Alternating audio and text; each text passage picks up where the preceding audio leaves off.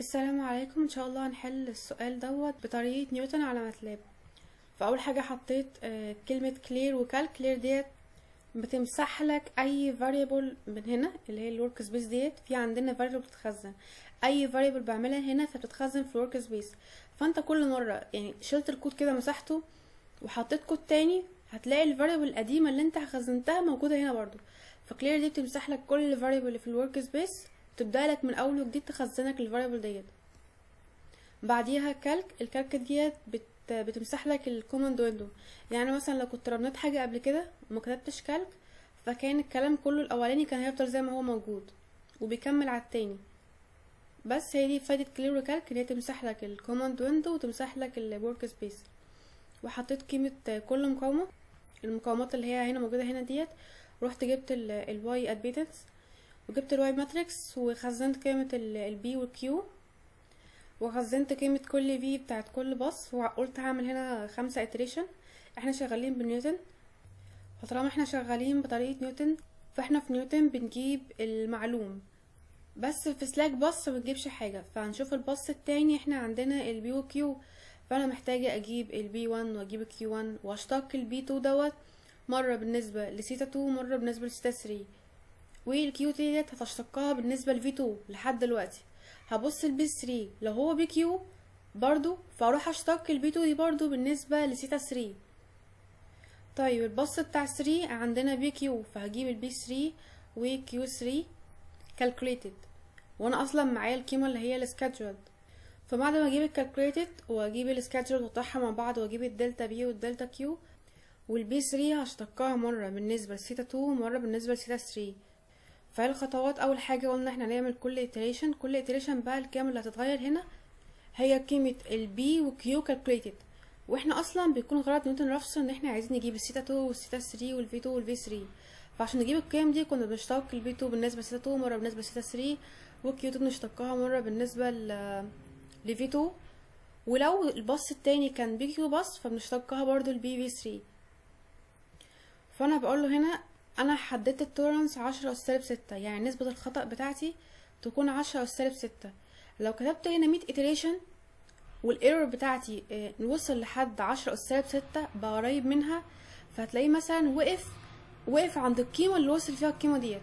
يعني لو محددة ان هو يمشي 10 iteration مثلا 100 iteration ونسبة الايرور وصلت عند الاتريشن 15 ل 10 اس سالب 6، فساعتها هيقف هيقولك لا انت خلاص كده الاتريشن بتاعتك كلها عديت نسبة، يعني عدلت في نسبة الكوركشن، ودي افضل قيمة انت وصلت لها. يعني دي تقريبا نفس القيم بالظبط اللي المفروض تطلع. فانا حددت هنا التولرنس 10 اس سالب 6 ومشيت على كل اتريشن. فانا بقوله انا هعمل 5 اتريشن من الواحد لحد الماكس اتريشن اللي هي 5. وخزنت قيمة البي كالكوليتد والكيو كالكوليتد في مصفوفة من 3 ل1، يعني 3 صفوف وعمود. ليه خزنتهم؟ عشان لما اجي اعمل الاتريشن على كل عنصر في المصفوفة ديت ما اعملش كل واحدة واكتب القانون بتاعها، لا انا مجرد بس هسمي المصفوفة ديت ان هي مرر لها العنصر اي، وادي هقول له من 1 ل3، فهو يقول لك بقى تبقى اي 1 اللي هي بي 1 وبعدين بي 2 وبعدين بي 3. فانا هجيب البي كالكوليتد للتلاتة مع بعض عن طريق خطوة واحدة، وهكتب القانون بعد ما امشي على كل اي، يعني من 1 ل3، يعني من اول بي لحد 1 ل3.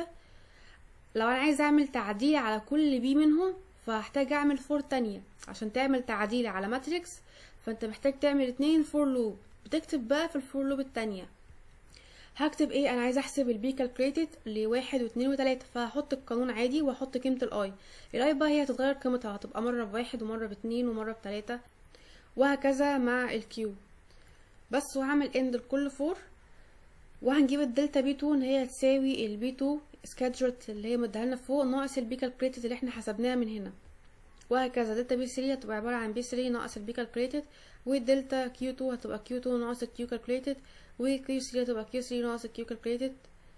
بس والبارشل بي 2 بقى هجيب بارشل بي 2 على بارشل سيتا 2، والبارشل بي 2 على بارشل سيتا 3، وبارشل بي 3 على سيتا 2، وبارشل بي 3 على بارشل سيتا 3، وبارشل كيو 2 على بارشل في 2.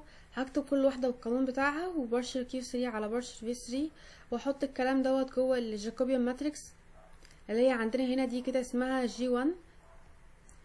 والسطر ده ليه بس علاقة حاجة بالكوركشن ممكن نشيلها، يعني بتصحح لك الايرور اللي انت طلعته في كل مرة. عايزين نجيب في الاخر قيمة الدلتا في 2، فالدلتا في 2 هتبقى عبارة عن الدي كيو 2 على بارشل كيو 2 على في 2، والدلتا في 3 هتبقى عبارة عن الدلتا كيو 3 على بارشل كيو 3 على بارشل في 3. والثيتا بقى، الثيتا هتكون عبارة عن الثيتا القديمة زائد الثيتا الجديدة، والثيتا ال3 هتبقى عبارة عن الثيتا القديمة برضو زائد الثيتا الجديدة. فدول قيم الثيتا الجديدة اللي هستخدمهم في الاتريشن اللي بعد كده. بس وفي الاخر طبعت كل اللي انا جبت طبعته كده، وهنا بقوله ان اي قيم من ديت لو هي كانت اكبر قيمة فيهم قريبة من التولرانس اصغر من التولرانس، فساعتها اتبع لي ان هي converged وطلع لي اصلا من بره اللوب دي خالص، يعني وقف خلاص الاتريشنز كلها، طالما قربت من التولرانس يبقى وقف الاتريشنز دي كلها. بس وهنعمل رن هتلاقي الريزلت عبارة عن كده. عندنا هوت الدلتا بي 2 والدلتا بي 3 والدلتا كيو 2 والدلتا كيو 3 والبارشل بي 2 على بارشل سيتا 2، كل القيم هي. وفي اخر خالص معانا قيمة النهائية اللي هي سيتا 2 والسيتا 3 والدي في 2 والدي في 3، دلتا في 2 والدلتا في 3 اهو. جبت كل القيم بتاعت كل iteration. بس هي دي حل المسألة بطريقة نيوتن رافسون. اتمنى تكونوا استفدتوا.